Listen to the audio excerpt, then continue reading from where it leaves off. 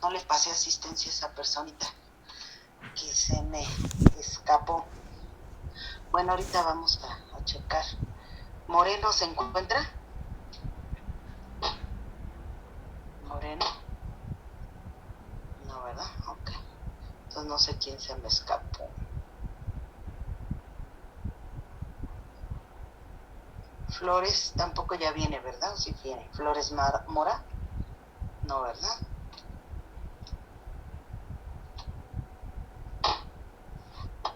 Bueno, buenas tardes, jóvenes. Bueno, pues vamos a empezar.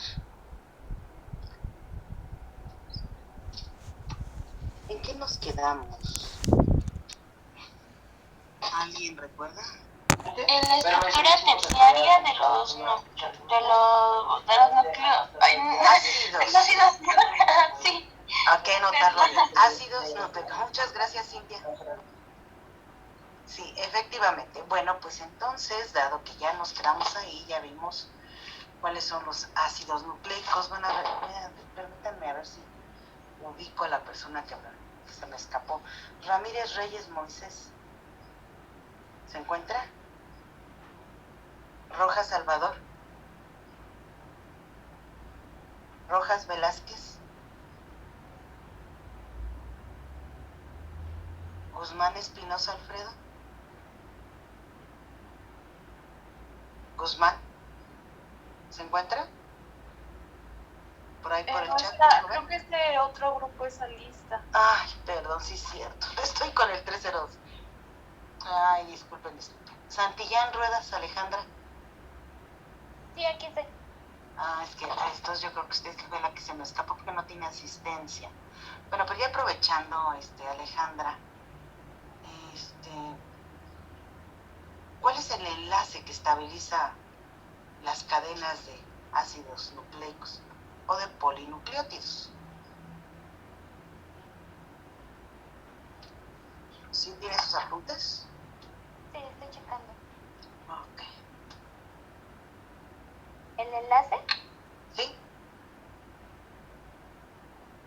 Ay, no lo tengo anotado. Pues imagínese, es para el examen.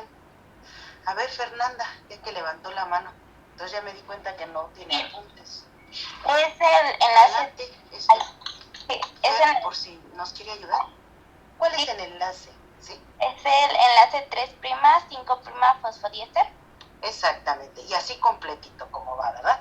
3', 5' fosfodiéster. Muchas gracias.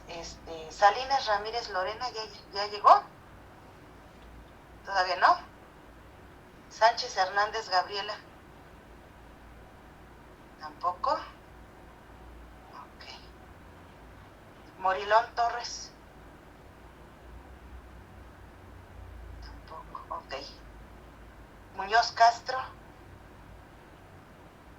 Muñoz Castro, Karina, ¿todavía no? No llega, ok, perfecto. Entonces parece ser que ya los demás ya les puse asistencia, pero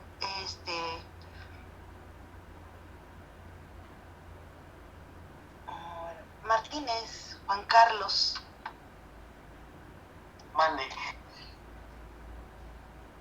¿Cuántos tipos de ácidos nucleicos existen? 2. ¿Cuáles son? El ácido desoxirribonucleico y el ácido ribonucleico. Muy bien. Brenda Bautista, gracias. Brenda Sí, Bautista. Ok. Entonces, ¿cuál es la diferencia o las diferencias entre estos dos ácidos nucleicos? Que uno tiene una hélice y el otro tiene 2. Ajá. ¿Nada más? ¿Qué más?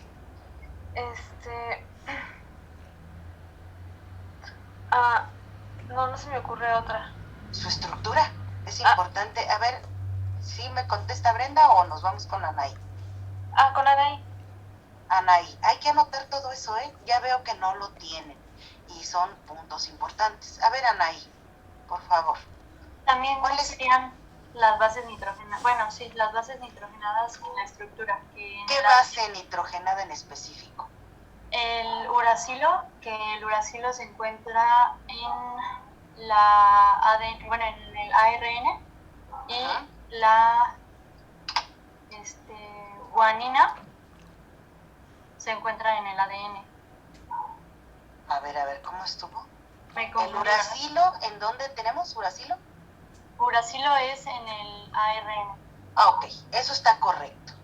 Ahora, en el caso, ¿sí?, del ADN, ¿cuál es la que cambia por uracilo? Timina. La timina. Muy bien. Ok. ¿Cuál otra diferencia estructural es evidente?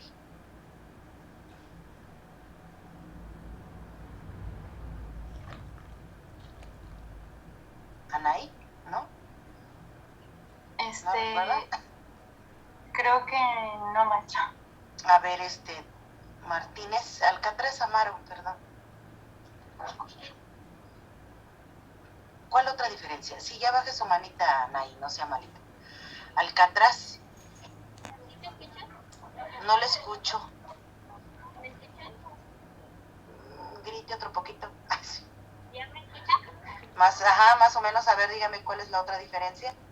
La estructura del ADN se estabiliza por puentes de hidrógeno. Sí, pero en su estructura hay otra diferencia muy plausible y que es la que le permite definir precisamente el nombre de los ácidos nucleicos. Yo, profa. Además de la base nitrogenada. Por ejemplo, que el ADN tiene desoxirribonucleótidos. Sí, no escucho. A ver, Martínez Karime, que levantó la mano, porque ya no escuchamos a la otra señorita. Martínez. ¿Sí me escucha?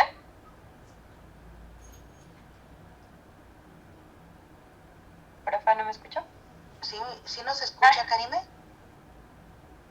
O más bien, sí me escucha. Sí se estaba escuchando. Parece ser que no, tiene algún problema. A ver, aquí levantaron la mano, ya pusieron en el chat.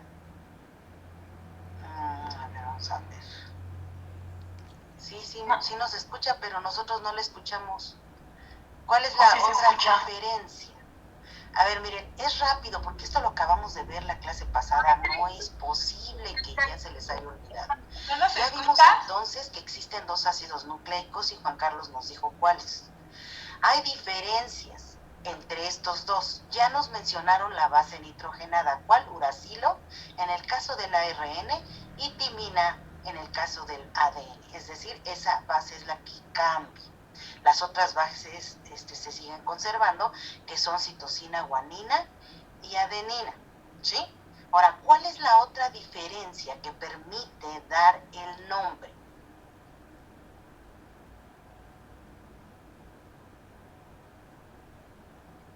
¿Sí?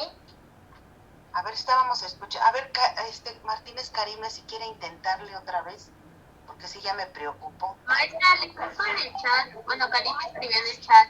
Ah, ok. Sí, muchas gracias. ¿Quién habló? Yo, Amaro.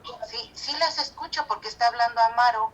Entonces, no sé, hay algún problema con su sonido, creo yo, porque yo sí escucho ahorita Alcatraz. ¿Usted sabe cuál es la diferencia, Alcatraz? ¿Profa? ¿Sí? No sé si escribí. A ver, ya hablaron dos personas a la vez y no escuché bien.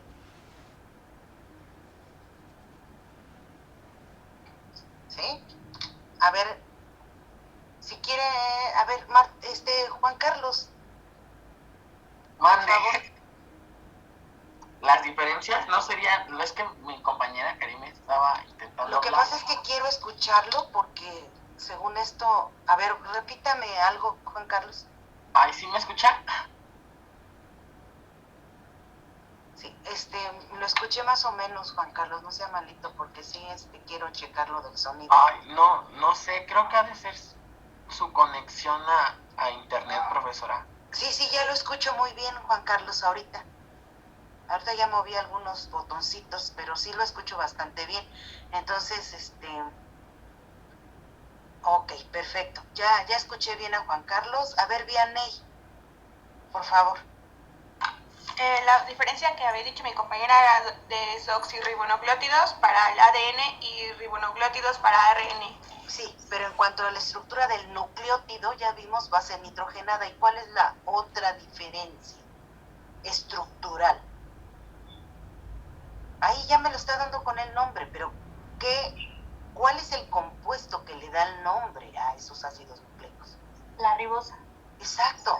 Entonces, es un azúcar pentosa. En el caso del ADN es la desoxirribosa y en el caso del ARN es la ribosa. Eso era lo que quería escuchar, ¿ok? Sí, entonces, eso es importante y sí, efectivamente, los bloques de estructura ya completos, es decir, cada nucleótido, uno se llama desoxirribonucleótido y el otro es el ribonucleótido. Hasta ahí vamos bien, ahora sí ya los escucho perfectamente. Bueno, entonces, una vez que ya entendimos, ¿verdad?, qué son los ácidos nucleicos, y para los que no lo han anotado, anótenlo, y si no quieren anotarlo, pues por lo menos revisen sus apuntes, lean, porque he notado que definitivamente no toman en serio la asignatura y pues no estudian, y eso se les olvida, es demasiada información, yo ya les había mencionado. Bueno, entonces además de eso que revisamos en clase, ¿verdad? También vimos ya que el ADN tiene varios niveles de estructura. Entonces, pues vamos para allá, ¿verdad? A ver, permítame, creo que no compartí, ahorita sí ya. Ok.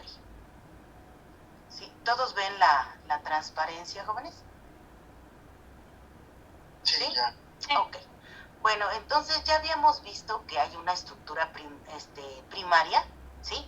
Y son 5 aspectos importantes que hay que destacar de esta estructura primaria. ¿Los recuerdan? ¿Cuáles son? Y que son similares a lo de la estructura primaria de las proteínas, ¿verdad? Pero en este caso, el bloque de estructura es distinto. ¿Cuáles son esos 5 aspectos que hay que recordar de los ácidos nucleicos? ¿Sí? Es un extremo, exactamente. El número específico, la composición y la secuencia específica. Ricardo, muchas gracias. Efectivamente, ¿sí? Entonces, esto lo tienen que recordar, por favor, ¿sí?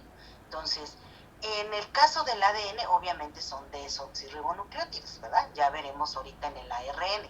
El enlace estabilizante, pues es esto. Hay factores que también lo desestabilizan estas moléculas, y que son los ácidos y bases fuertes, las altas temperaturas y la presencia de enzimas, tanto específicas del ADN como endonucleasas en general.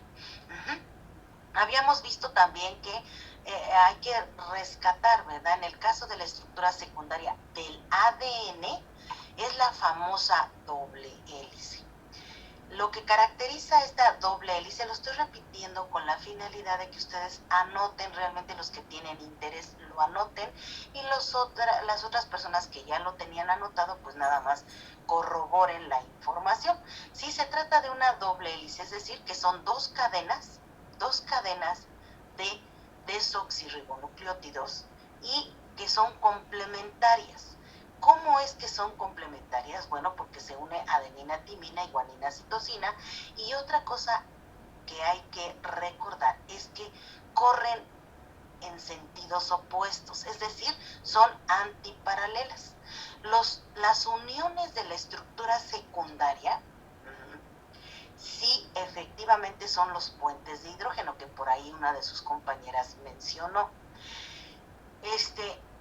En el caso de la doble hélice, hay factores desestabilizantes de estos puentes de hidrógeno, que son los rayos ultravioleta, los rayos X, ultrasonido, temperaturas altas, y que les dejé de tarea esto, espero que lo hayan buscado. Si no, pues bueno, ahí lo dejamos. La estructura terciaria, ¿verdad? Se trata de la conformación nativa del ADN. Es cuando la molécula de ADN se combina con histonas y prolaminas. Las prolaminas son una clase de proteínas ricas en lisina y arginina. No les tengo que repetir qué es la lisina y la arginina porque ustedes ya lo saben. Además de eso, hay atracciones electrostáticas y fuerzas de Van der Waals, ¿sí? Tenemos que, en este caso, la combinación de estas proteínas con el ADN conforman la cromatina. También vimos que cuando esta cromatina se ordena, es decir, se organiza, ¿verdad?, en cromosomas, es cuando está la célula preparándose ¿para qué? ¿Para qué, Karime? ¿Sí anda por ahí? Ah, no, bueno, Karime no, porque ya le preguntamos. Estefanía, ¿sí se encuentra Estefanía? Ajá, entonces, dígame por favor.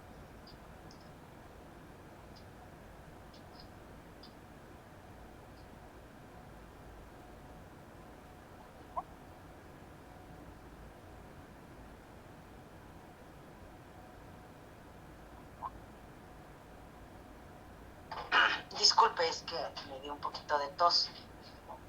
¿Sí, Estefanía? ¿Me repite, por favor? La oí muy lejos. ¿Es dividirse? ¿Sí me escuchan? Sí, un poquito viciadito, pero sí. No, ahorita ya no la escuché. ¿Me escuchan? Ajá, sí. Ajá, ¿es dividirse? Cuando la célula se está preparando para la división. Efectivamente, entonces esto facilita la distribución del material genético entre la célula madre y la célula hija, ¿verdad? Entonces, excelente. Nos habíamos quedado, de hecho, en este punto, en donde resulta que la estructura terciaria del ADN sufre un superempaquetamiento o superenrollamiento, es decir, con la finalidad de reducir el volumen de esta molécula junto con las proteínas. Les había yo mencionado, bueno, creo que no, pero bueno, les menciono en este instante, que ustedes pueden observar aquí en la transparencia que la doble hélice, ¿sí?, es un nivel de organización que posteriormente da 2 vueltas a núcleos de histonas. Y a su vez, ¿verdad?, se conjuntan 4 núcleos de histonas con la doble hélice ya dando 2 vueltas a esta proteína, formando nucleosomas. Y a su vez estos nucleosomas se aglomeran, es decir, en conjunto, ¿verdad?, se van uniendo para formar los famosos bucles. Y en cada una de esas vueltas forman, fíjense aquí, tenemos 5 bucles. Y cada uno en esta ruedita que parecen bolitas de un rosario. Y que a su vez se van espiralizando también. Esto es lo que llega a lograr que el ADN se forme, ¿verdad?, forme un super empaquetamiento. Entonces, se dice, ¿verdad?, o hay información en que el ADN, si fuera posible desenrollar una molécula de ADN de una célula, esta llegaría a medir 2 metros de largo. Otro dato interesante es que si todo el genoma, ¿verdad?, de un ser en particular, a ver, vamos a pensar en un ser humano, si cada una de sus moléculas de ADN de sus células fuera desenrollado y colocado en forma lineal, ¿verdad?, dicen por ahí que daría varias vueltas de la Tierra a la Luna. Imagínense qué cantidad de material genético tiene todo un organismo vivo, ¿sí?, en cada una de sus células. Entonces, la estructura terciaria, ¿sí?, es lo que se le llama el super empaquetamiento del ADN. ¿Sí queda claro? ¿Jóvenes? Continuemos entonces. ¿Sí? Metabolismo de los ácidos nucleicos. En este caso, ¿verdad? La síntesis de ADN, nos vamos a concentrar en esta molécula, y la del catabolismo, ¿sí? Que sería la degradación exclusivamente llamada desoxirribonucleólisis, ¿sí? En el caso de la síntesis de ADN, pero antes de eso recordemos que el metabolismo es el conjunto de reacciones enzimáticas que intervienen en la producción, degradación y mantenimiento de los ácidos nucleicos en la célula, en este caso de los ácidos nucleicos. Si ustedes ya se dieron cuenta, ¿verdad? Obviamente el metabolismo es el conjunto de reacciones enzimáticas que intervienen para la producción, degradación y mantenimiento de cada una de las biomoléculas. Lo vimos para proteínas, para carbohidratos, para lípidos y en esta ocasión para ácidos nucleicos, ¿sí? Y no lo vayan a olvidar. En el caso del ADN, el proceso metabólico, y rápidamente se van a su hoja donde ustedes tienen los procesos metabólicos, ¿verdad?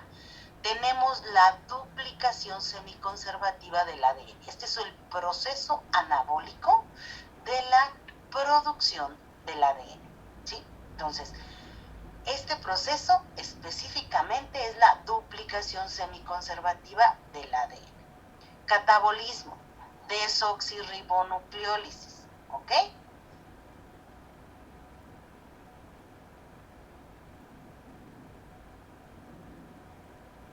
¿Sí? Bueno, entonces continuemos.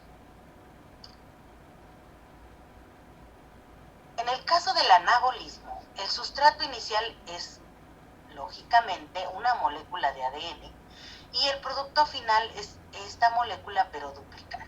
El sitio celular donde se verifica es el núcleo y la finalidad de la vía es duplicar el genoma para transmitir las características propias de la especie. Pero ¿cómo sucede esto? Antes de descubrir cómo era la duplicación de esta molécula, se derivaron tres teorías de cómo es que se llevaba a cabo esta duplicación. En un momento dado pensaron que se trataba de una replicación conservativa.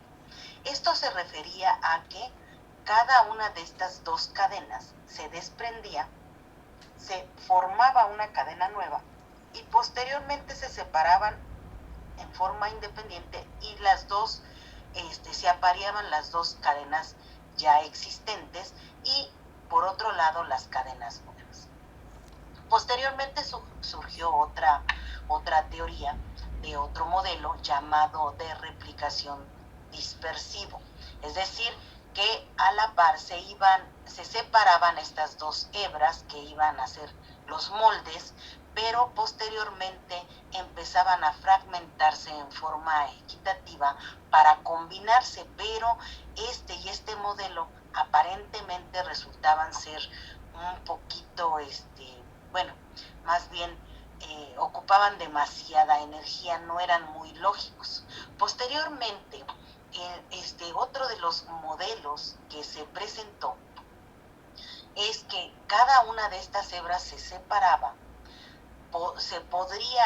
se usaba como molde y se formaba una cadena nueva y entonces la molécula final contenía una cadena ya existente, es decir, una cadena vieja, y se formaba una nueva cadena.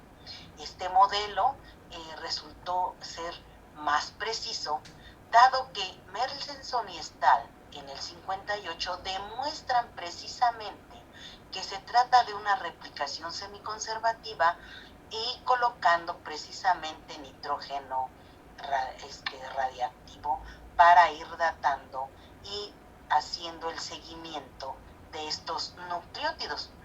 Claro, porque el nitrógeno es parte de las bases nitrogenadas, ¿ok?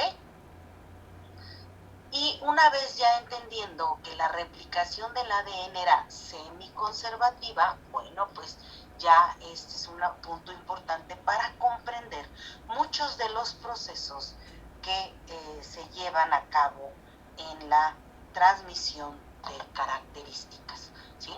Entonces, algo que ustedes deben de recordar, y este va a ser, es de hecho una pregunta de examen, entonces, ¿en dónde ustedes tienen que explicar precisamente cómo es que se verifica la replicación semiconservativa del ADN? ¿Qué sucede primero? Fíjense, recordemos entonces que el ADN pues está súper enrollado. Este tiene que, ahora sí que desenrollarse, ¿verdad? Primero para dejar la doble cadena, ¿verdad? Casi liberada. Y en ese instante se forma un espacio que se llama horquilla de replicación. Entonces, esta horquilla de replicación lo que permite es que se separen estas dos hebras. Al separarse las dos hebras, quedan expuestas a los nucleótidos libres. Es decir, cada uno se va a ir uniendo según la complementariedad de bases, ¿verdad? Aquí están las bases, ¿sí? Y entonces, lo que sucede es que en una hebra, ¿verdad?, empieza a trabajar una enzima que se llama la ADN polimerasa. Desde luego el nombre pues es muy evidente porque va a polimerizar precisamente cadenas de nucleótidos. Entonces, en este caso, esta cadena molde permite que la ADN polimerasa vaya agregando, ¿verdad?, nucleótidos de acuerdo a la complementariedad de bases para formar la nueva hebra de ADN. Se ha encontrado entonces que por este lado se dice que la polimerización es un proceso continuo. Años posteriores, un investigador llamado Okazaki encontró lo siguiente. Fíjense que en esta cadena, en la otra cadena, en donde ahora sí que cuál cadena, bueno, pues no se sabe con exactitud cuál va a tomar ese rol, pero aquí en este caso la polimeración es continua, pero en la cadena contraria se ha observado que es más complicada la polimerización. ¿Por qué? Porque resulta que la dirección, ¿verdad?, normal de polimerización es 5'3', pero en el lado contrario, ¿verdad?, se lleva en forma inversa. Recuerden que esta ya se separó, pero se va a ir separando de este lado, entonces la dirección siempre va a estar en forma opuesta en esta cadena. Para ello se necesita la participación de otras enzimas, como cuáles, fíjense, se requiere de una ADN primasa. Esta ADN primasa, para reconocer el inicio de polimerización, requiere de un cebador de ARN, ¿verdad?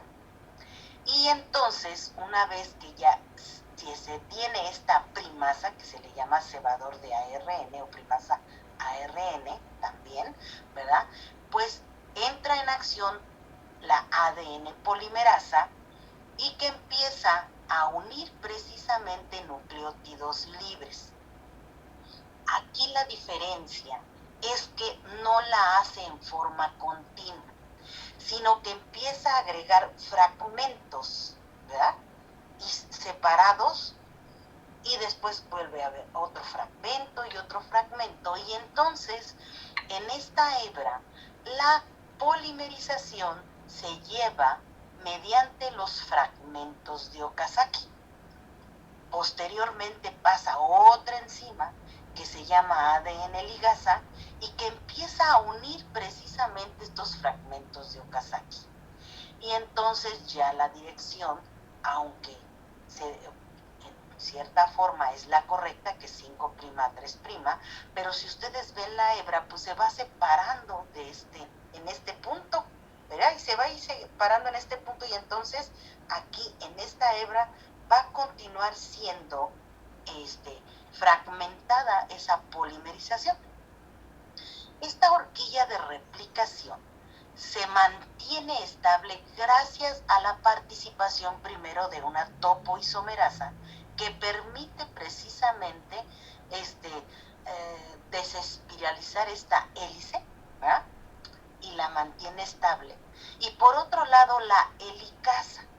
Esta helicasa es la que va abriendo precisamente estas dos hebras para llevar a cabo esta duplicación semiconservativa.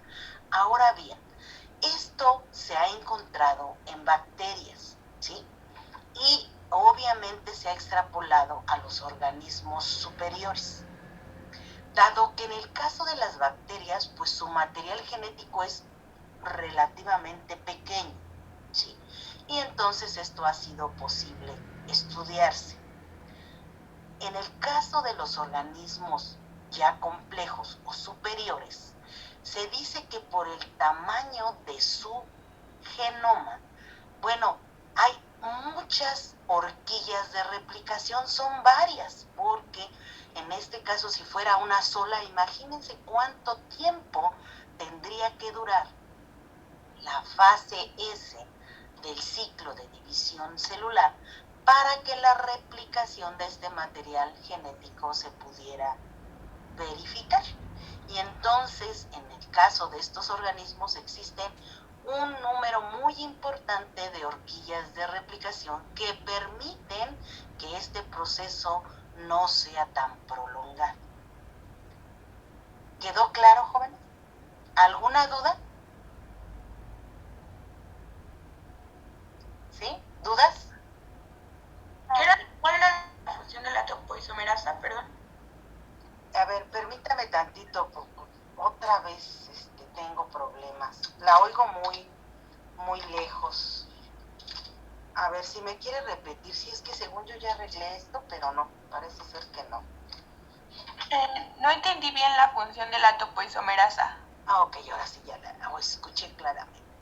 La topoisomerasa lo que permite es precisamente, ¿sí?, deshacer esta doble hélice, esta espiral aparte, ¿sí? Gira esta hebra para permitir precisamente que estas se abran, ¿sí? ¿Se da cuenta? Entonces, recuerden que es una doble hélice, ¿sí?, que corre precisamente en forma de espiral, como si fuera una escalera, ¿verdad?, de caracol. Y entonces la topoisomerasa lo que hace es que precisamente va desespiralizando esta doble hélice y la mantiene estable para que la helicasa abra estas horquillas de replicación y las mantenga abiertas para que se lleve a cabo la polimerización. ¿Sí quedó claro, señorita? Sí, gracias. ¿Alguien más? Profesora, entonces la helicasa rompe los enlaces del puente de hidrógeno entre las bases para poder llevar a cabo la replicación. Sí, se podría decir que separa, bueno, obviamente deshace o rompe, así como dijo exactamente, los puentes de hidrógeno, y que también, además de que abre esos puentes de hidrógeno, los rompe, mantiene abiertas las dos hebras para que se lleve y se siga llevando a cabo esta polimerización. ¿Algo más? ¿Alguien más? ¿Ya vieron qué bonito? Ay. Bueno, y entonces resulta que la ADN polimerasa, además de polimerizar, también tiene una función importante que es la de corregir. Recuerden que la molécula de ADN es una molécula permanente en todas las células porque contiene toda la información. Esta molécula tiene que conservar desde luego toda esa información, aunque también permite cambios, ¿verdad? Es decir, las famosas mutaciones. Ustedes saben que la gran diversidad de organismos que existen actualmente, pues se han debido a la acumulación, ahora sí que a la constante acumulación de mutaciones en estas secuencias, y que es lo que han permitido la gran diversidad genética que ahora ustedes conocen, ¿verdad? ¿Sí? Entonces, aunque es una molécula que se transmite, que se replica en forma fiel, estos cambios que se van acumulando, pues en un momento dado eh, han creado, ¿verdad?, toda esa maravillosa diversidad y que también han permitido la sobrevivencia de muchas especies, ¿sí? Y todo este material genético que tiene el ADN no se expresa en la vida de un organismo totalmente. Solo ciertos genes son los que se están expresando, porque son suficientes para que ese organismo viva. Pero en un momento dado, cuando las condiciones son muy extremas, pues hay plasticidad genética, que le llaman. Y ustedes lo conocen o lo han visto, espero que ya lo hayan visto en una de las asignaturas que tienen, o creo que me estoy adelantando, pero resulta que los cultivos, bueno, todos los cultivos de interés agrícola, una característica así que ustedes pueden observar, ¿qué es? O sea, cuando ustedes llegan al campo y ven unas sembradío de maíz, vamos a ver, ¿qué notan? Sí, deben de ser observadores, y desde este momento los que no lo son empiecen a hacerlo. ¿Qué ven en el maíz? ¿Todo es del mismo tamaño? O bueno, por lo menos el mayor porcentaje. ¿Sí o sí? Sí, maestra, sí, es parejo. Bueno, como Exacto. dices, Entonces ven una uniformidad genética, es decir, fenotípica, ¿no? Ya vámonos más con términos más correctos, porque el fenotipo de los cultivos agrícolas es muy uniforme, le llaman.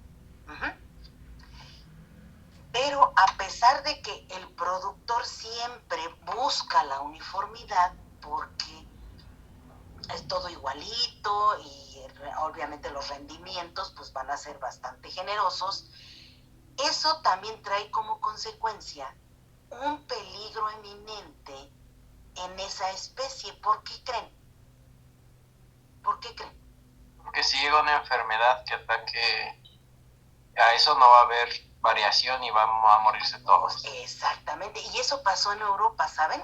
Con la papa, que destruyó totalmente todos los cultivos de la papa. Ahorita se me olvidó la enfermedad que les dio, pero fue una situación desastrosa porque ya el cultivo de papa era tan uniforme, los clones, pues ahora sí que la clonación había tomado muy en serio su papel, en el sentido de que eran muy uniformes.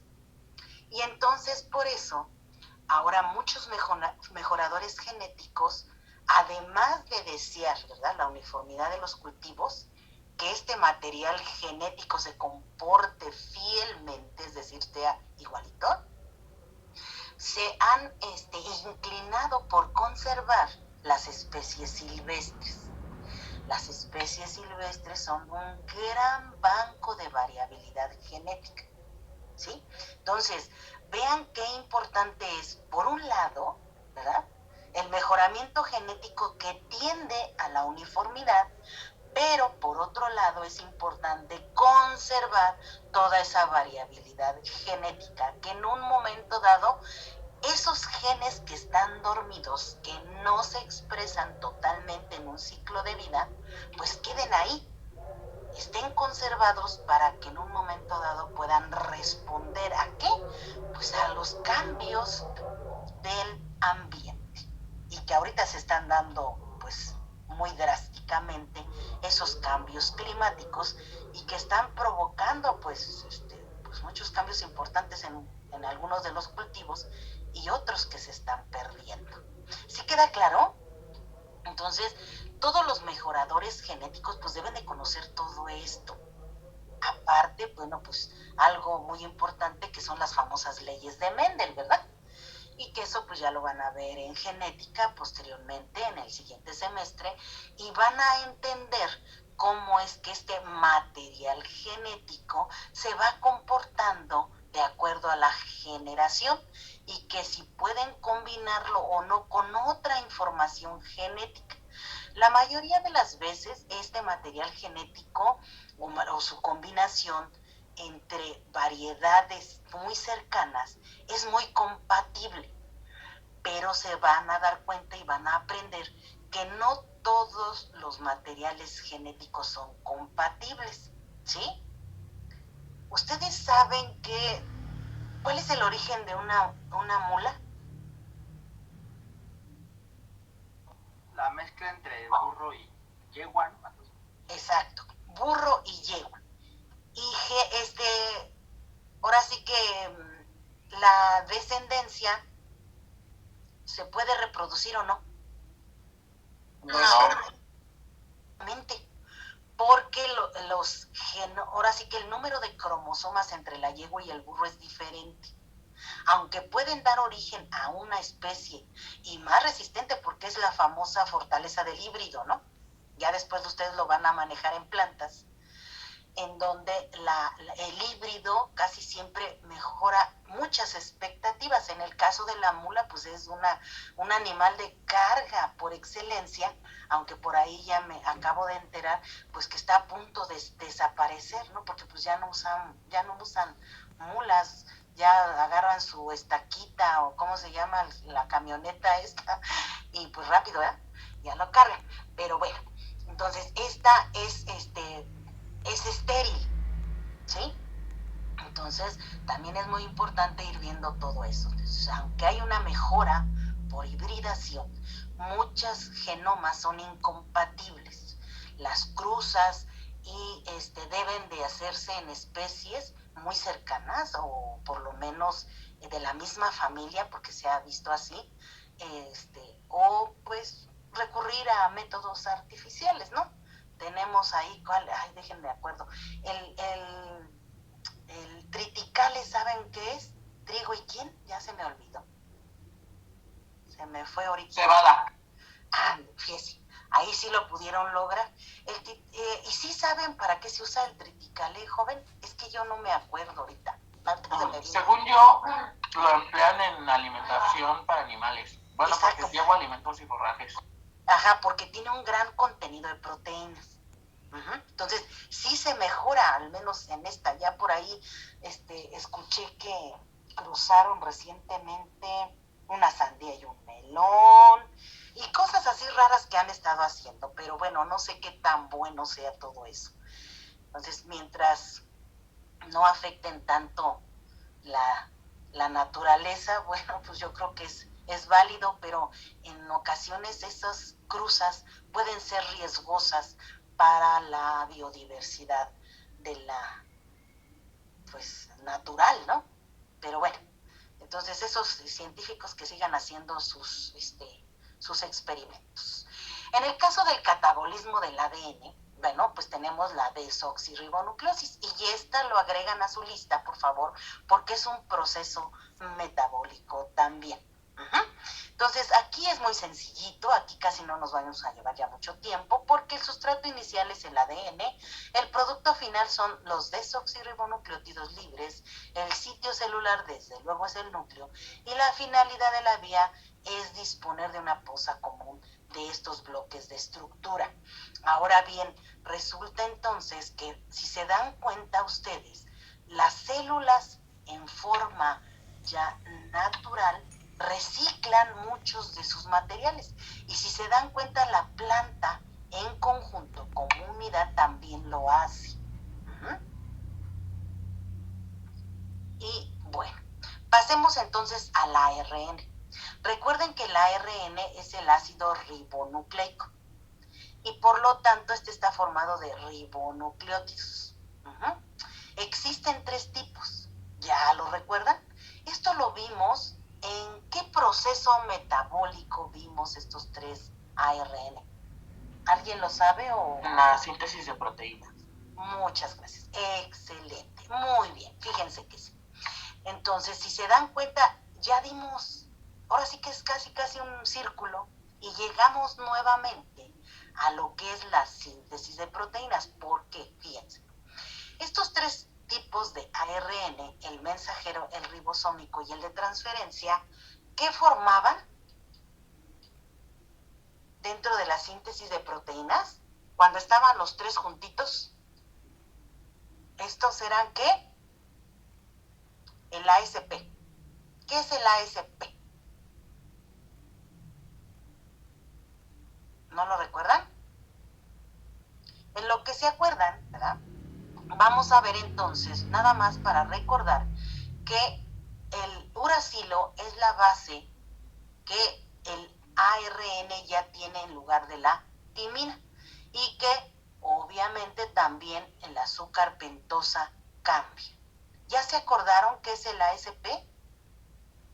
Es el aparato sintetizador de proteínas. Exacto, tranquilo, no se me ponga nervioso, usted tiene la respuesta, excelente. Es el aparato sintetizador de proteínas, ya estamos recordando. Al igual que en el ADN, pues también el mismo enlace estabilizante de la cadena polinucleótida es el 3'5' fosfodiéster, ¿ok? No lo olviden.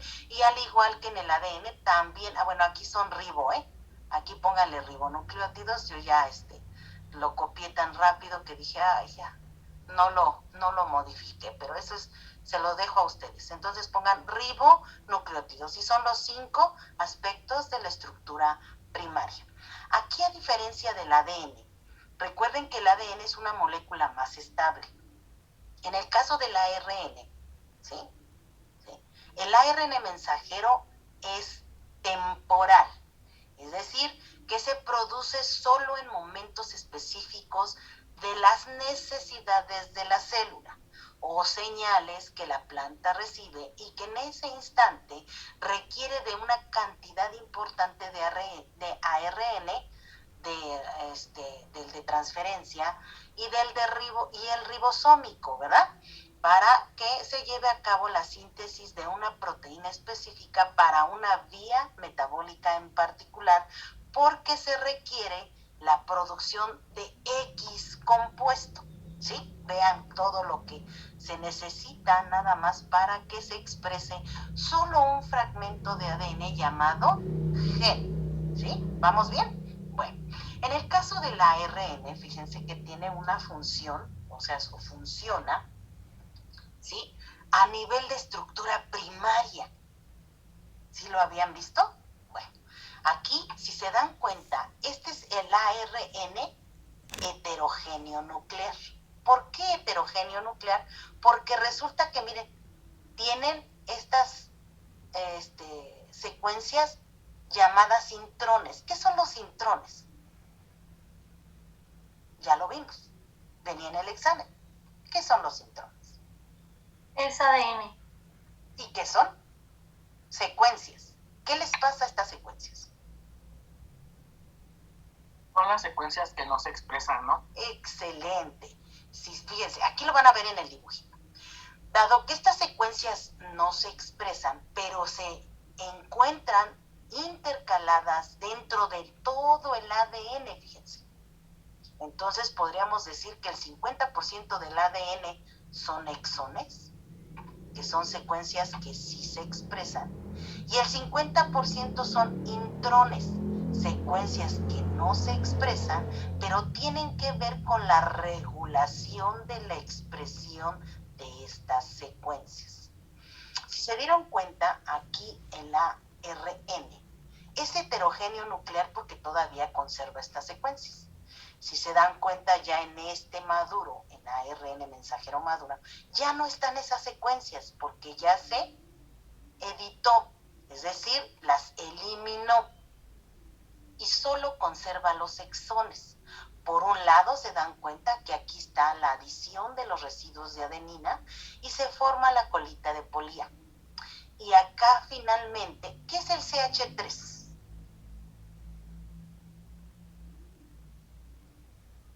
¿Qué es el CH3? Ustedes ya lo vieron en química. ¿Qué grupo funcional es el CH3? Metil. Exacto. Entonces, ¿se acuerdan que aquí en el extremo 5', ¿sí? Se metilaba ese extremo con una 7-metil y aquí hay una G, 7-metilguanosina, ¿ok? ¿Sí? Bueno, y entonces formaba un CAP protector, ¿sí? ¿Contra quién? Contra las endonucleases, al igual que la colita de Polía. Entonces, la longitud de esta colita está íntimamente relacionada con la vida útil de este ARN mensajero, ¿sí?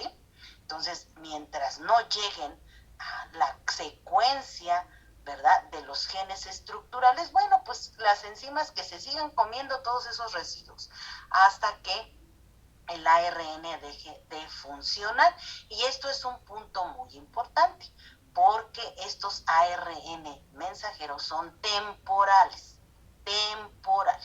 La célula no podría sostener, ¿verdad?, en toda su vida todos esos ARN necesarios para que la célula viva y funcione. Sería un gasto energético excesivo, ¿verdad? Y es un lujo que no puede darse la célula.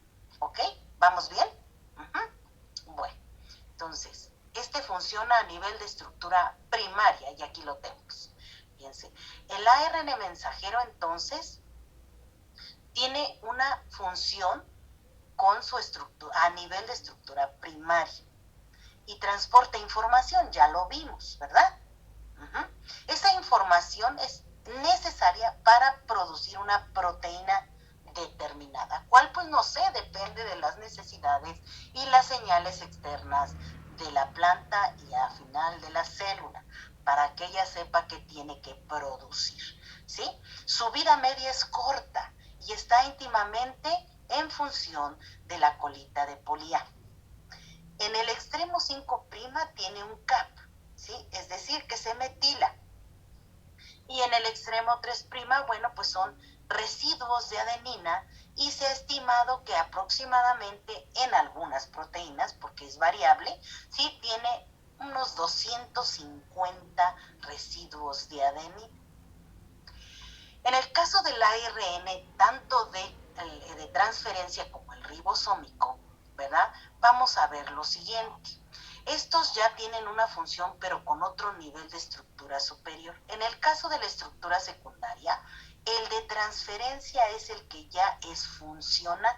No necesita adquirir un nivel de estructura más complejo. En el caso del de transferencia, fíjense, es funcional al alcanzar un plegamiento, ¿sí? Es decir, una complementariedad de bases formando precisamente estos loops que le llaman. Y dado que el ARN de transferencia tiene la información necesaria para que estas bases se complementen en 3 puntos distintos, bueno, en 4, de hecho, pero forman esta estructura de 3, se le ha conocido y se le conoce, de hecho, como una estructura en trébol. ¿Ya? Sí, por ahí lo han oído.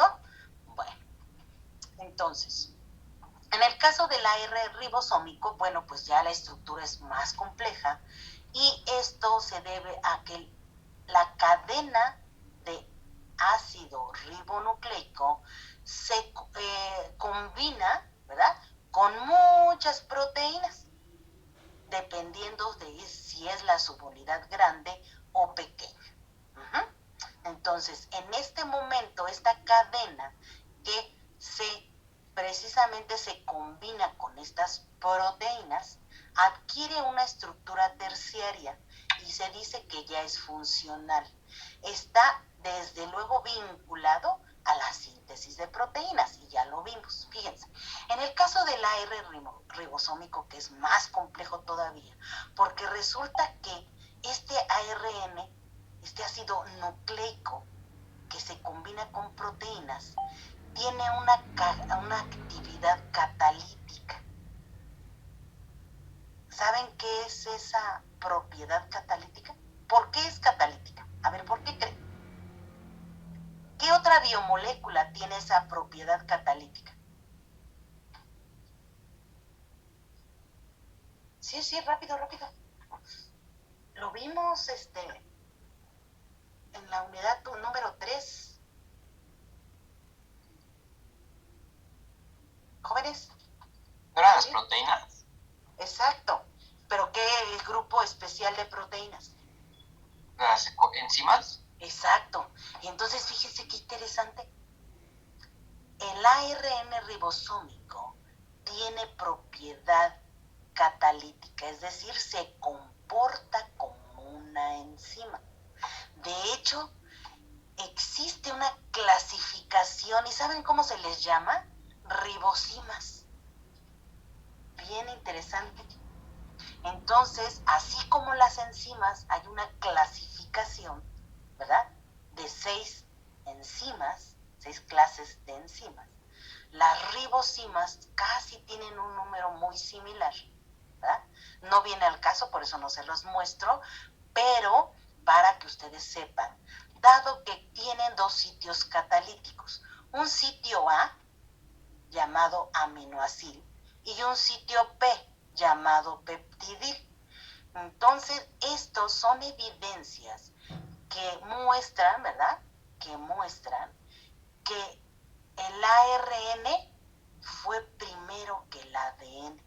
Porque antes decían, a ver, ¿qué fue primero? ¿El huevo o la gallina? Y entonces también decían que el ADN o el ARN. Mucha gente decía que el ADN, puesto que es el que tiene la información, es una molécula más grande y conservada, pero ahora con estas evidencias, gracias a uno de los mejores investigadores aquí en México, creo que ustedes alguno haya escuchado de él, y que estuvo constantemente haciendo entrevistas, porque él ha estudiado mucho el origen de la vida y principalmente los ribosomas. Y ahora con la pandemia, dado que el virus es de ARN, fíjense, por eso es tan complicado ha sido tan complicado ese virus, que en primera es un virus de ARN. En segunda, no hay nada que un medicamento que extermine totalmente el ARN, aunque ahorita actualmente se están desarrollando ya hay antivirales que le llaman, ¿verdad? Pero bueno, esa es otra historia. Entonces, aquí lo importante es que Antonio Lascano, ahí si ustedes tienen interés por saber más de todo lo que él conoce, toda la teoría famosa de quién fue primero el ADN con el ARN, ¿verdad? Pues ya sabemos que el ARN ya existe una familia y una clasificación muy interesante de muchos ARNs y su función, ¿ok? Bueno, entonces búsquenlo en internet, en conferencias de Antonio Lascano, y van a desplegar un montón de información, de pláticas que ha tenido. Es un investigador que tiene una conversación, híjole, muy bonita, muy amena, me encanta, ya si ustedes quieren verlo, pues en internet rápidamente, el Colegio de Nacional de México, inmediatamente salen ahí sus pláticas, y que ha tenido ahorita un papel muy importante porque se le ha entrevistado en radio, en televisión, constantemente, para entender un poquito más el comportamiento del COVID, ¿sí? Pero bueno, regresemos entonces. Resulta que el sitio aminoácido, ¿qué es lo que hace el sitio A? ¿Se acuerdan que lo vimos en síntesis de proteínas? ¿Qué es lo que hace? ¿Qué hace? ¿Sí o sí? ¿Alguien? ¿O pregunto a alguien? Ponce. Fernanda.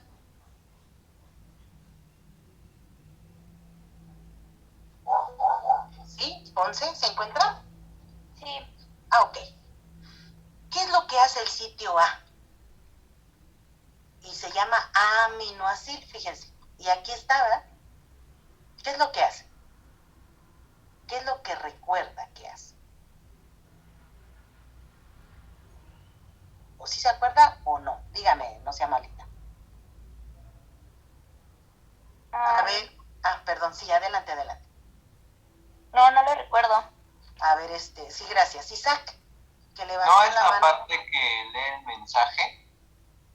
Sí, pero ¿qué hace aparte? O sea, si es aminoácido, ¿qué reconoce? El aminoácido. Exactamente. Primero va a reconocer el aminoácido. ¿Cuál? Pues el que se está adicionando. ¿Con respecto a qué? Así como lo mencionó, al mensaje. Entonces, si se recuerdan, este complejo, ¿verdad? De la subunidad pequeña y la subunidad grande, ensamblan en su parte, como si fuera un sándwich, al ARN mensajero, que es el mensaje que van a ir leyendo. A medida que va corriendo el ARN mensajero, como si fuera una máquina de escribir, bueno, no sé si las hayan conocido, ya es para ustedes así como que de la época de piedra. Bueno, pues tenía una máquina de escribir, un rodillo, en donde pues iban uno tecleando y se iba moviendo el rodillito, ¿verdad? Para permitir escribir. Pues hagan de cuenta que esto es un mecanismo muy similar a una máquina de escribir, y si no lo conocen o no lo recuerdan, échense un clavadito a internet y vean cómo funciona una máquina de escribir. Y entonces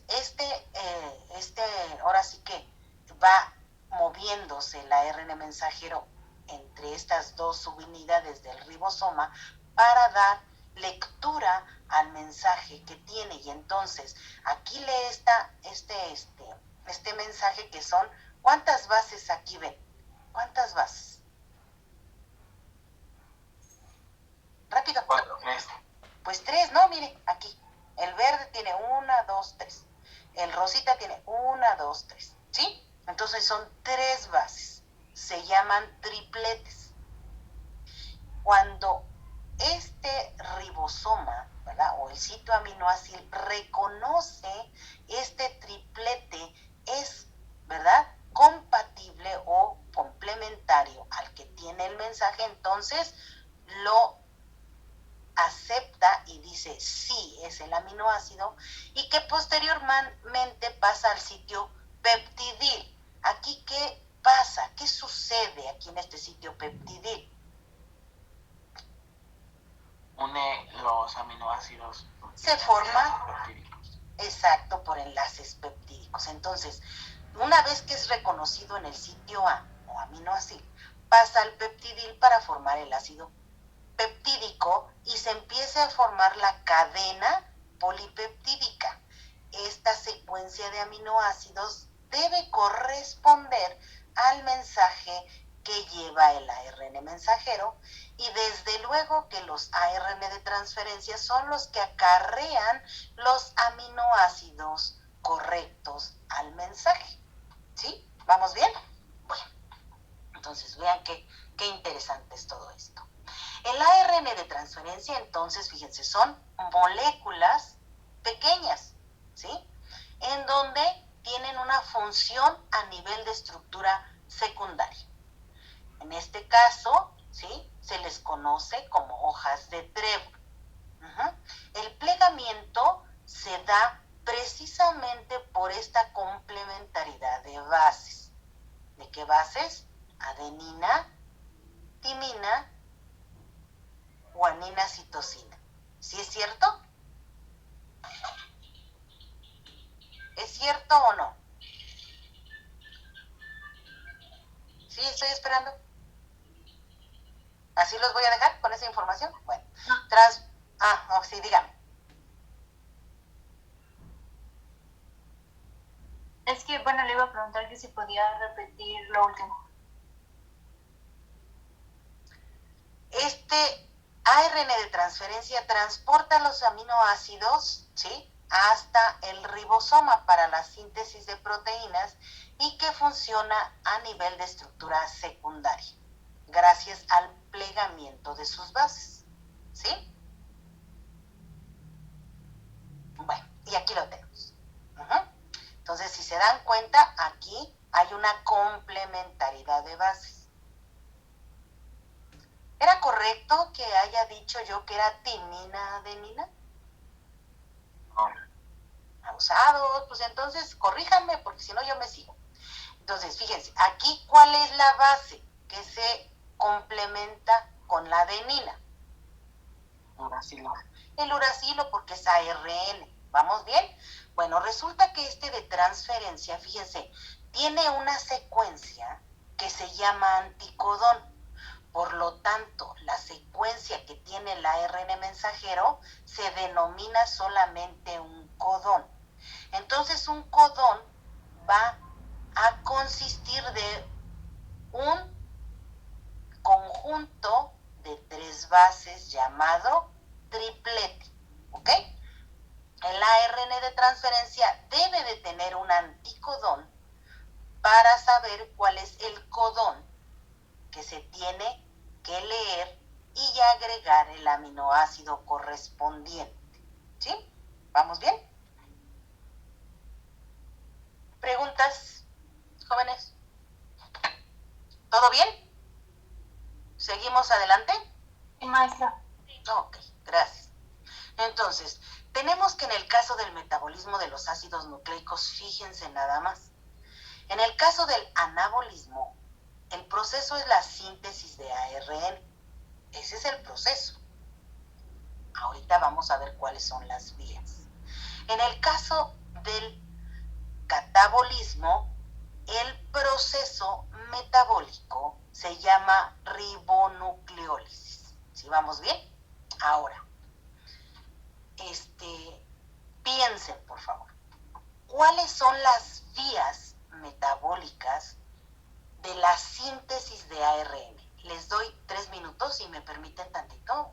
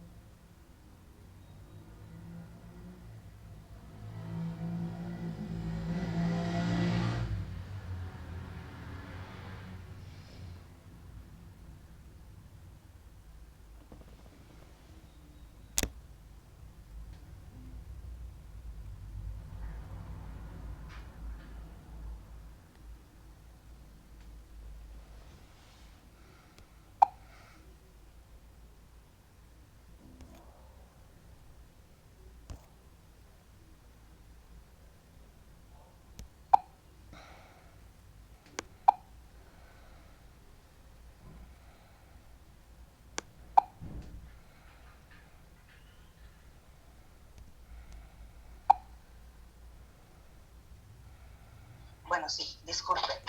Ahora sí. ¿Cuáles son las vías metabólicas de la síntesis de ARN? ¿No es la transcripción? Excelente. ¿Sí? Y sería la transcripción y posttranscripción, ¿se acuerdan? ¿Por qué posttranscripción? Bueno, porque es la maduración del ARN. Entonces, si se dan cuenta, pues ya dimos la vuelta. Es un círculo en el caso de las vías metabólicas, porque resulta que ahorita en el caso de la síntesis de ARN, regresamos nuevamente a lo que es la síntesis de proteínas. Pero aquí solo es la transcripción. Recuerden que el sustrato inicial es un G. El producto final son los 3 ARN. El sitio celular es el núcleo. Y la finalidad de la vía pues es copiar el mensaje y llevarlo a los ribosomas. En el caso de la posttranscripción, recuerden que la formación de un ARN heterogéneo nuclear, ¿verdad? En donde pues se tiene que deshacer, ¿verdad? Cortar estas secuencias que no se expresan para conservar solo el mensaje genético. De hecho, los estudios que actualmente se realizan para encontrar la función específica de una proteína se hacen a este nivel. Pero es complicado. ¿Por qué creen que es difícil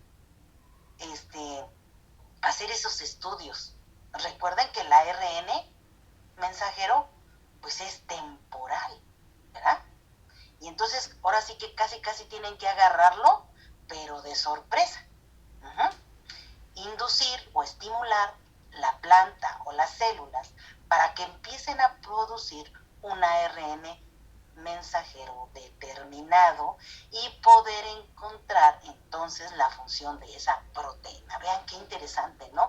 Y sí ha sido, ahorita ya han afinado mucho la técnica, pero cuando yo fui estudiante de maestría, de doctorado, sí había un poquito de problemas porque hay una gran cantidad de factores que intervienen para el aislamiento del ARN mensajero.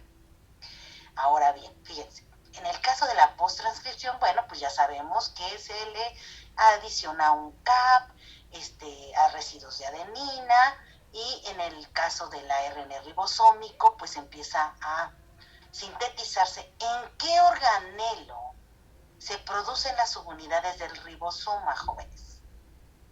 ¿En qué organelo? Ya eso ya lo tienen que superdominar, ¿eh? ¿Sí? Díganme. ¿O elijo una personita? ¿Nucleolo? ¿Así? ¿Otra vez, perdón? ¿Nucleolo? En el núcleo. Muchas gracias. ¿Quién me contestó? Estefanía. Muchas gracias, Estefanía.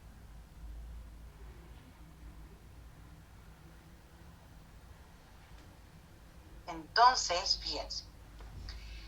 Una vez que ya se tienen esas subunidades, se empiezan a asociar con proteínas secundarias para adquirir, su estructura secundaria y terciaria. Y por otro lado, los ARN de transferencia se empiezan a producir y desarrollan su estructura secundaria. Aquí nada más es secundaria, por favor, no vayan a poner eso de terciaria, ¿ok?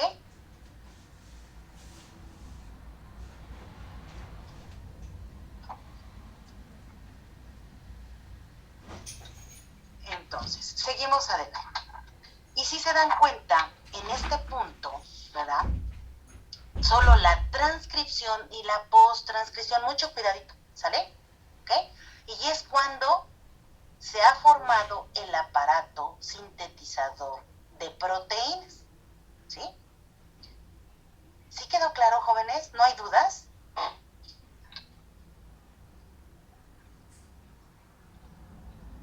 ¿Sí o sí? ¿O me regreso? ¿Todo bien? Muchas gracias. Continuamos entonces. Entonces, fíjense, este dibujo está muy bonito, ¿sí? Y si se pueden dar cuenta ustedes, aquí, bueno, pues se expresan, bueno, se muestran las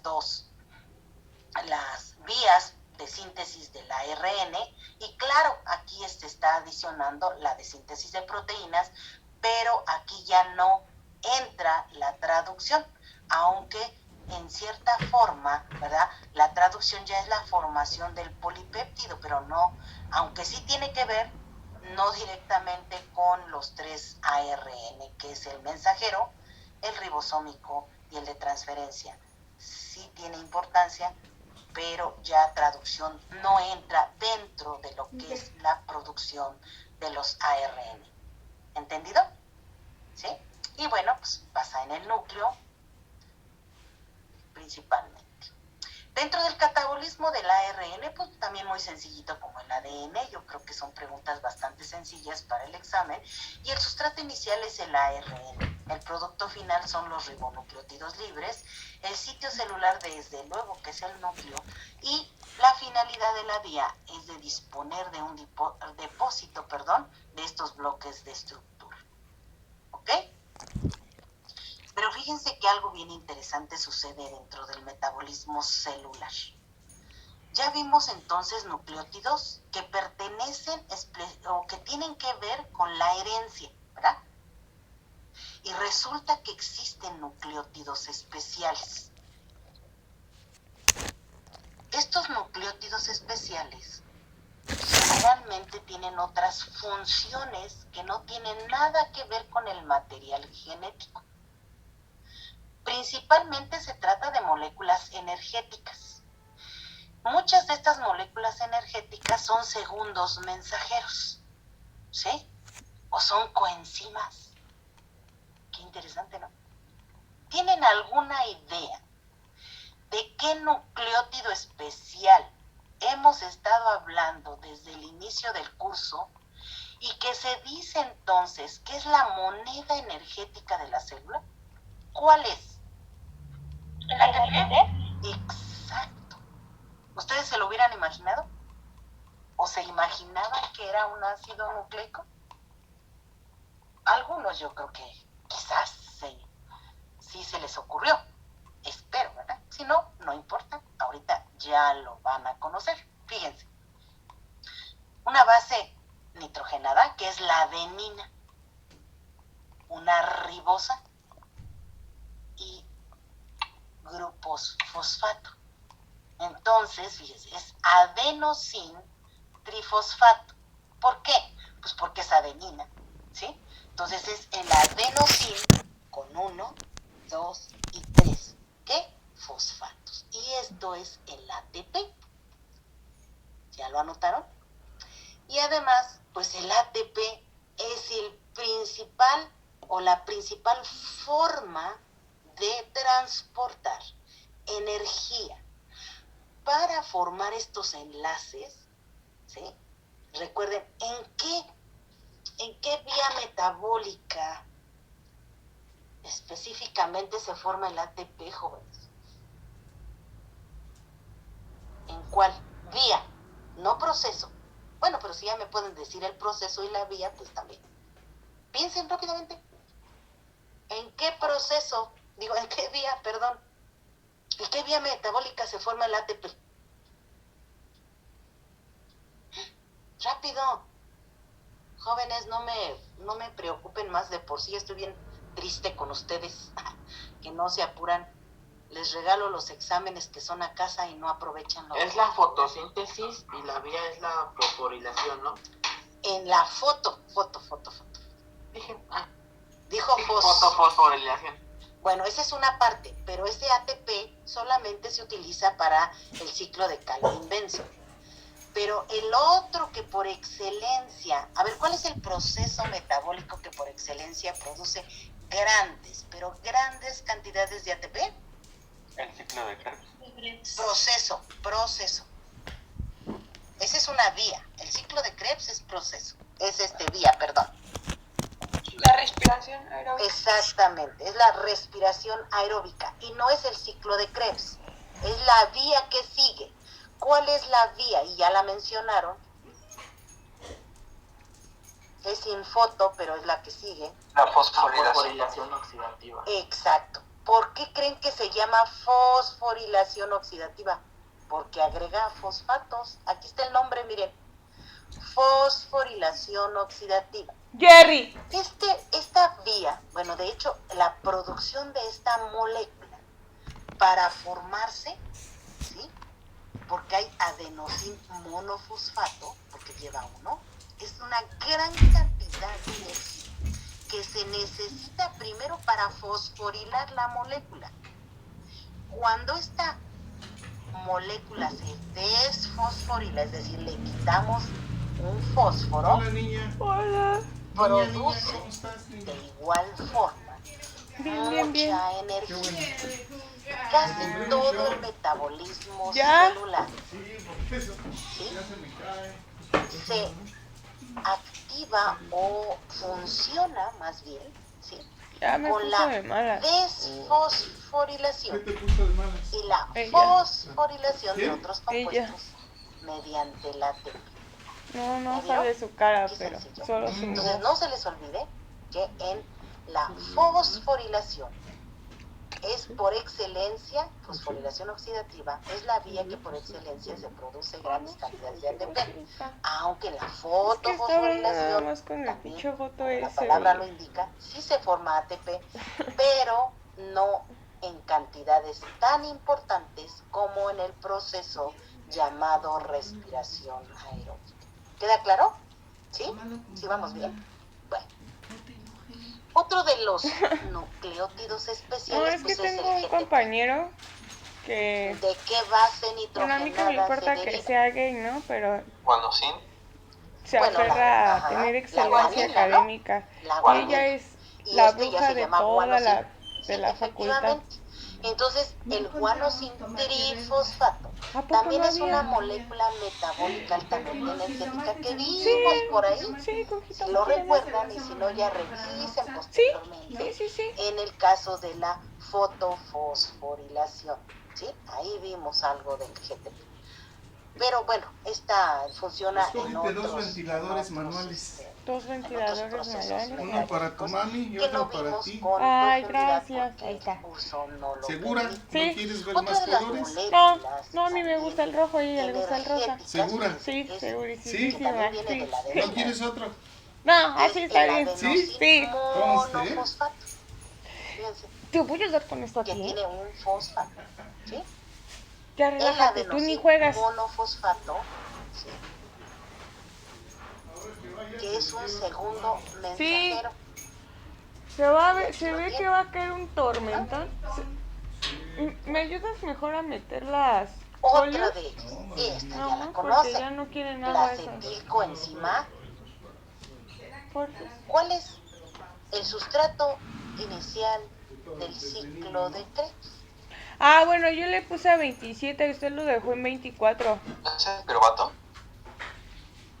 Si le quiere sí, bajar. también la acetilcoenzima A, ¿no? ¿Sí? ¿O me equivoco? No.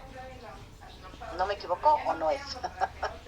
Sí, de hecho, Sí, el piruvato, así ya no me duermo también. Pero se pero lo llevas, es tu mami. previo, No, sí. dado el número de carbonos y posteriormente Sí. viene la acetilcoenzima A, ¿ok?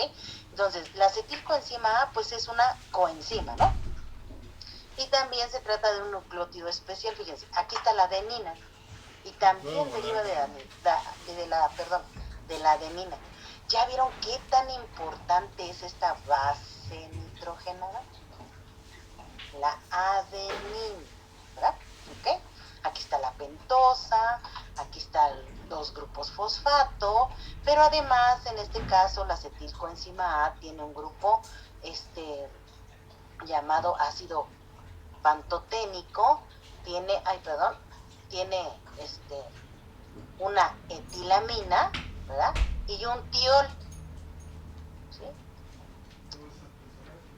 El tiol es precisamente la presencia de azufre en la molécula. Ajá, entonces aquí está una S de azufre, ¿ok? Y otro, fíjense, ya lo conocen. ¿Qué es? Bueno, ya veo aquí el nombre, pero en sí, ¿qué es? ¿En dónde lo hemos visto? ¿Como producto final de quién? ¿Y como sustrato inicial de otra de las vías? Sí se acuerdan, ¿no? Es el nicotin adenin dinucleótido. ¿Qué es? Pues ahí está en la transparencia, jóvenes. ¿Qué es? Una coenzima. Pues sí, así de fácil. En este caso, pues no está reducida porque no tiene hidrógeno, ¿no? Pero es una coenzima y participa activamente en las reacciones de óxido-reducción. ¿Sí? ¿Ok? Entonces ya están conociendo más nucleótidos especiales. Bueno, y tenemos también el FAD, también se acuerdan, ¿verdad? El FAD es el flavin adenin dinucleótido, que también es una coenzima. De hecho, junto con el NAD y el FAD, forman el poder reductor del metabolismo celular. Estas son las coenzimas reducidas. Bueno, cuando tienen A ver, con calmita me repite. H, son coenzimas reducidas. A ver, ¿quién es usted? Soriano. ¿Soriano qué? Isaac. A ver, Isaac, vamos a retomar un poquito. Cuando vimos enzimas, ¿verdad? ¿Sí? Vimos inclusive una especie de enzimas muy importantes que se llaman de oxidorreducción. Cuando un compuesto se oxida, ¿qué le pasa? A ver, dígamelo usted. ¿Qué le pasa a un compuesto que se oxida? Ya sea de esa o corona, la que... ¿Sí lo recuerda o no? Sí, No, la verdad no. Ok, Pierde entonces, electrones. exacto. ¿Quién me dijo pierde electrones? Juan Juan Carlos. Carlos. Ok, muchas gracias. ¿Ya escuchó Ay, se me fue su nombre. Sí, escuché. No, pero ¿cómo se llama, perdón? Isaac. Isaac.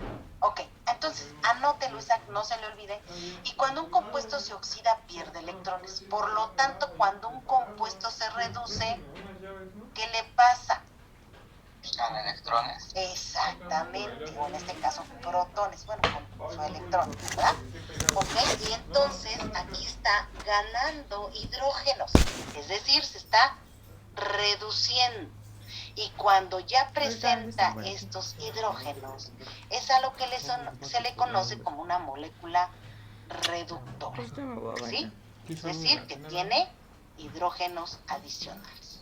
Y es el poder reductor Me voy a tardar un poquito porque voy a ir por una las célula. cervezas de las ¿Ok? tortillas. Y ahora sí ya no se le va a olvidar, Isaac. Ok, perfecto. Entonces, cuando el FAD y el NAD tienen hidrógeno ahí en su molécula, se les dice que son coenzimas reducidas. Ajá. Bueno, entonces una vez que ya vimos lo que son las moléculas o los nucleótidos especiales, ¿verdad? Ya ahorita ya los ubican y que posteriormente pues los van a ir viendo, bueno, eso creo, en algunos de los procesos, bueno, si se interesan mucho en la profundidad de los procesos moleculares, pues van a ser moléculas ya muy familiares para ustedes. Ahora, una vez que ya entendimos, ¿verdad?, lo que es el material genético, cómo funciona, cómo se duplica, cómo se multiplica, cómo se produce, en este caso el ADN, el ARN y el ADN, bueno, pues existe un famoso dogma central de la biología molecular. Este dogma central de la biología molecular, pues ha sido quebrado realmente en varias ocasiones, dado que inicialmente se creía que la información genética era unidireccional. Sin ver las demás flechitas, vean solamente la azul y la verde. Se decía que el ADN o la información de esta molécula fluía solamente en ARN y de ahí a proteína. Esa es la teoría que se tenía, de que la información corría solamente en una sola dirección. Pero resulta que gracias a los avances tecnológicos y posteriormente, bueno, pues que han permitido encontrar otras cosas, porque eso se decía que la molécula era universal, ¿verdad? Porque estaba en todos los organismos, pero posteriormente habían visto que había virus de ADN, pero oh sorpresa, encontraron virus de ARN, que son los que ahorita nos están causando muchos dolores de cabeza, ¿verdad? Bueno, entonces, una vez que ya encontraron estos virus de ARN, pues se encontraron con la sorpresa de que, ¿qué pasaba con la información? Puesto que los virus generalmente están constituidos de una cápside proteica y de material genético exclusivamente. Entonces decían, bueno, ¿qué pasa aquí? ¿Cómo fluye la información? Y entonces resulta que esto viene a echar por tierra el dogma central de la biología molecular, en donde la información solo fluía en una sola dirección.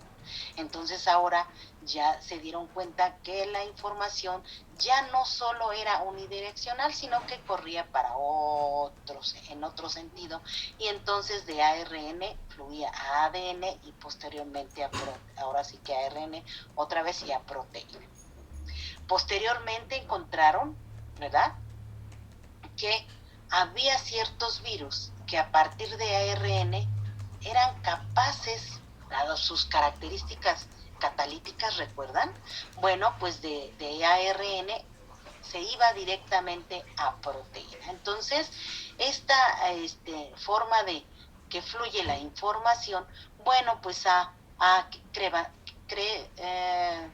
roto, porque se me fue la palabra ahorita, no, disculpen, no la pude decir, se han roto con el dogma central de la biología molecular, y entonces ya la información fluye, ¿verdad?, en diferentes sentidos. Y ahorita estos retrovirus, por ejemplo, estos retrovirus son capaces transferir la información de ARN a ADN y de ADN otra vez a proteína para formar el virus. Y después de ya saber, fíjense, ya aprendimos que hay 4 biomoléculas básicas, que hay una célula, que la célula tiene finalidad, que las biomoléculas tienen cada una unas características muy particulares de acuerdo a su estructura química y que cada una de ellas pues juega un papel muy importante dentro de la estructura de la célula y dentro de todo su metabolismo celular. Pero, ¿cómo lo hace? Ya vimos el material genético, pero resulta que cómo se comunica la célula, cómo es capaz de hacerlo. Bueno, pues resulta que han descifrado un código genético. Este código genético pues es la información codificada en la molécula del ADN. Ahora, ¿cómo es que saben, ahorita que ya han hecho hasta secuenciaciones, si saben que ya existe la secuenciación del genoma humano? En el 2010 o un año antes creo que ya se tenía la secuencia del genoma humano y esto ha sido posible que ubiquen muchos de los genes bueno, empezaron a decir mucha información en donde, bueno, pues ya encontraron el gen de la diabetes, el gen del Alzheimer, el gen de todos los genes posibles de todas las enfermedades que se tienen ahorita actualmente. Bueno, pues ya hay un gen responsable. Y entonces gracias a ese conocimiento pues se ha podido dilucidar muchas cosas y ahorita la intención pues es prevenirlo, pero pues todavía falta un poquito más de tiempo para que se llegue a ese punto, aunque ya hay avances muy importantes. Y entonces la información de comunicarse en esta célula pues está codificada en esta molécula nada más y está escrito de manera lineal, fíjense, usando, ¿qué son estas? ¿Usando qué? Bases nitrogenadas. Pues las bases nitrogenadas, ahí está en la transparencia, ¿verdad? Y es muy importante que pongan atención. Exacto. Estas bases son las que precisamente permiten conocer el idioma de la célula. Cada palabra está dada por un triplete, ¿se acuerdan? Este triplete de bases o codones.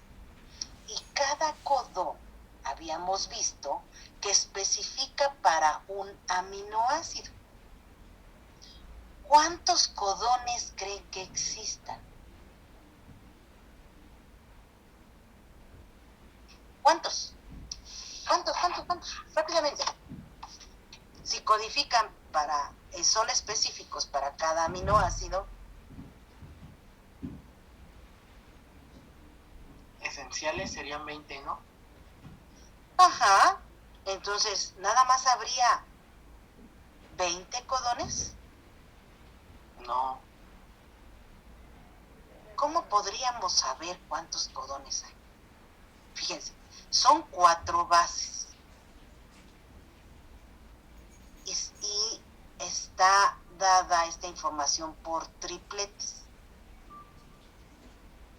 Entonces, a ver, multipliquen 4 bases al cubo. ¿Cuánto les da? Pobre Sammy se va a mojar. Sí, yo Le dije que se llevara la... 4 bases. 64. Excelente. Fíjense, esta formulita no la pierdan, ¿sí? 4 es la base y la elevan al cubo. Esta es una fórmula muy especial que les va a servir en genética, no la olviden. Efectivamente, para obtener todas las posibles combinaciones que se obtienen de 4 bases nitrogenadas y que están constituyendo solo tripletes, es decir, que son 3, ¿verdad? Resulta entonces que el código genético presenta, fíjense, ¿cuántos codones? 64 que ya me dijeron. Y si quieren y lo dudan, pues cuéntenlos, ¿verdad? Si son las 4 bases nitrogenadas, fíjense, son 4 por 4 por 4, ¿verdad? Y se tiene esta Ahora, si se dan cuenta en esta transparencia, pues todos son tripletes, ¿no? Ya los vimos. ¿Sí? Y como son 64 posibles combinaciones, resulta que hay varios tripletes que codifican para un aminoácido, ¿verdad? ¿Cuántos tripletes codifican para leucina, por ejemplo? Leucina es la LEU. Leucina. Anoten. 2. ¿Quién da más? ¿Y esto no es leucina? ¿Y este también? ¿Cuántos son? 6. Eso. Entonces pongan ahí en su cuaderno. Fíjense, vamos a hacer un ejercicio. Anoten en su cuaderno. Leucina, 6 codones. Ahora, para... A ver. Para alanina. Busquen rápidamente para alanina y lo anotan. ¿Cuántos para alanina? ¿Ya la encontraron? ¿Ya? ¿Cuántos? Díganme, por favor. 4 nada más. Ya no hay más, ¿verdad? ¿Sí? Ok. Ahora, díganme para...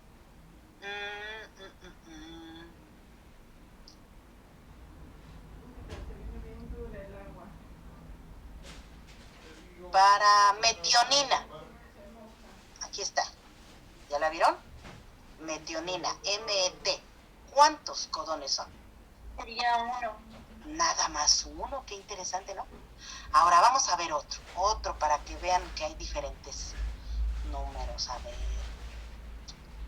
No, porque este es para la misma. No.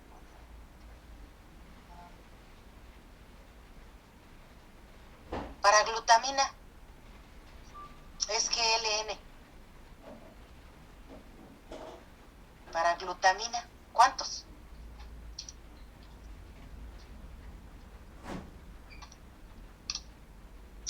Rápidamente. 4. ¿A dónde están? A ver, aquí está uno, ¿no? ¿Dónde está la otra? Sí. No, 2, perdón. Bueno, la anotamos, 2, fíjense. ¿Ya vieron? Entonces resulta que ahora sí que para codificar un aminoácido, o más bien para expresar un aminoácido, el número de codones es variable, ¿ya vieron?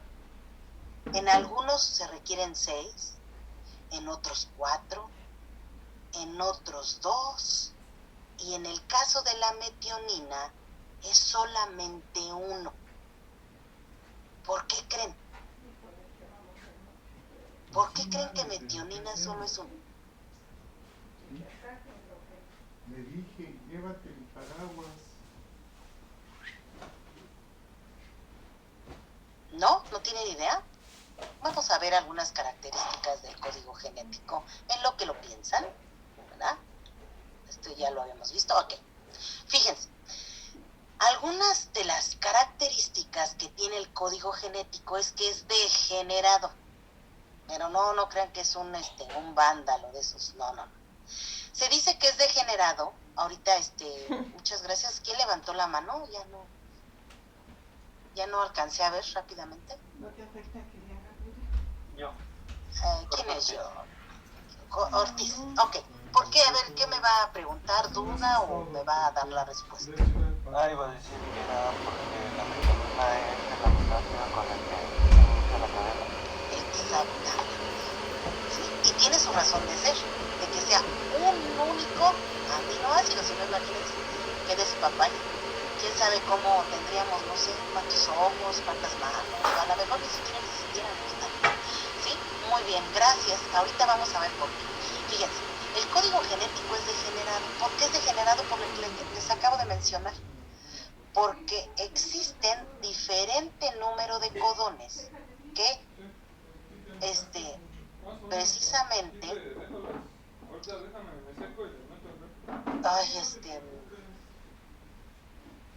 codifican para un aminoácido. Disculpen, la palabra no me venía a la mente, ¿sí?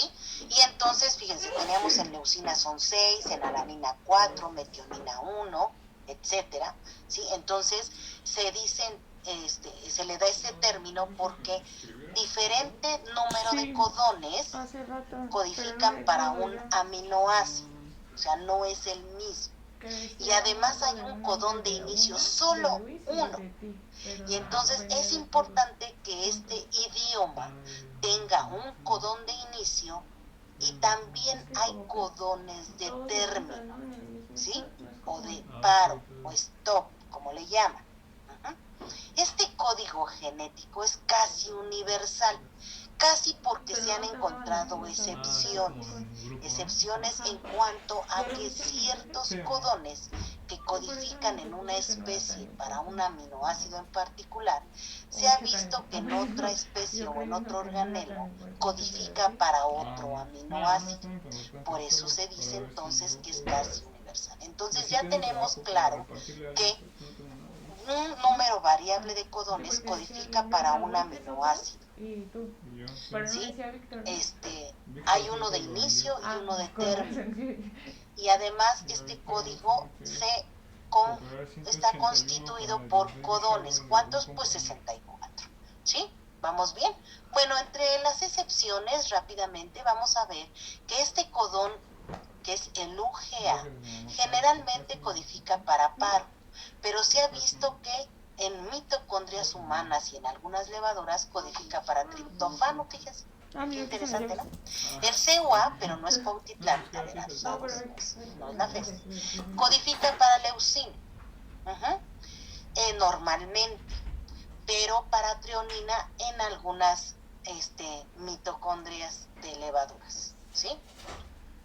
El AUA es para, comúnmente codifica para isoleucina y en mitocondrias humanas para metionina. El AGA y el AGG es para arginina, que codifican para arginina normalmente, y en mitocondrias humanas se ha visto que son codones de paro o stop. Pero bueno, son algunas de las excepciones. Regresando entonces a nuestro código, fíjense que bien interesante es que la metionina solo sea un codón para inicio, si no imagínense qué desorganización si se tuvieran 2 o 3. Ya no seguirían una buena secuencia, una buena producción. Tendrían que tener, las células tendrían que tener otro mecanismo para decirle cuándo sería del inicio u otro codón. Sería muy incosteable. Entonces, pues miren, realmente esta molécula es tan increíble que solamente tiene este codón como inicio. Y aunque tiene 3 de paro, tiene el UAA, el UGA y el UAG, que son codones de stop. ¿Ok? ¿Vamos bien? Fíjense. Entonces, en resumen, existen 64 codones. 61 determinan un aminoácido en particular y 3 codifican la señal de término. El hecho de que la metionina sea un codón de inicio no quiere decir que no esté dentro de las proteínas, ¿verdad? Puede estar también en una cantidad importante dentro de las proteínas, pero como inicio que es reconocido en el mensaje y posteriormente puede ir formando parte del polipéptido, ¿ok? Entonces se ha visto que existen 3 fases en el caso de la síntesis de proteínas o traducción, ¿verdad?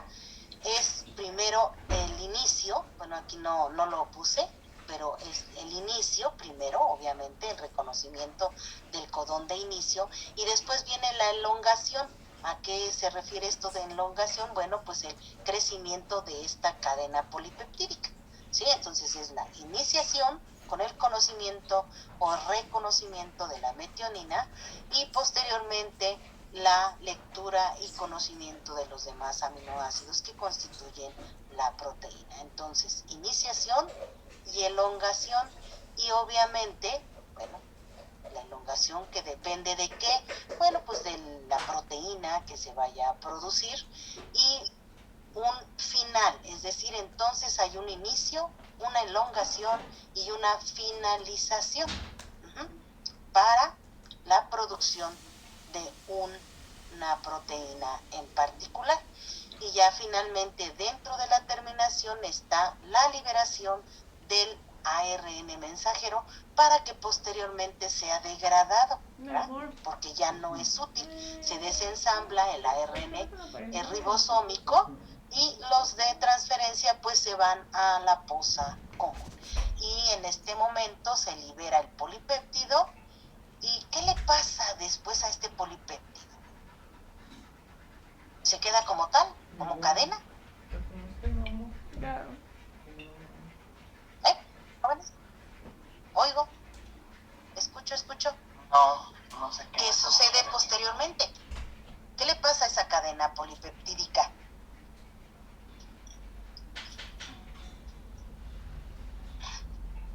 ¿En serio, jóvenes?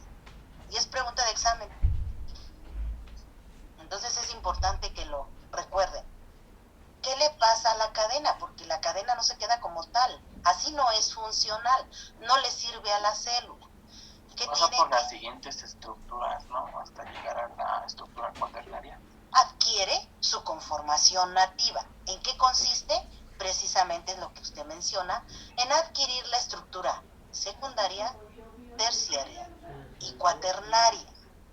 Y entonces en ese momento, esa cadena polipeptídica que sucede todo esto de alcanzar los niveles de estructura en la post-traducción, ¿verdad?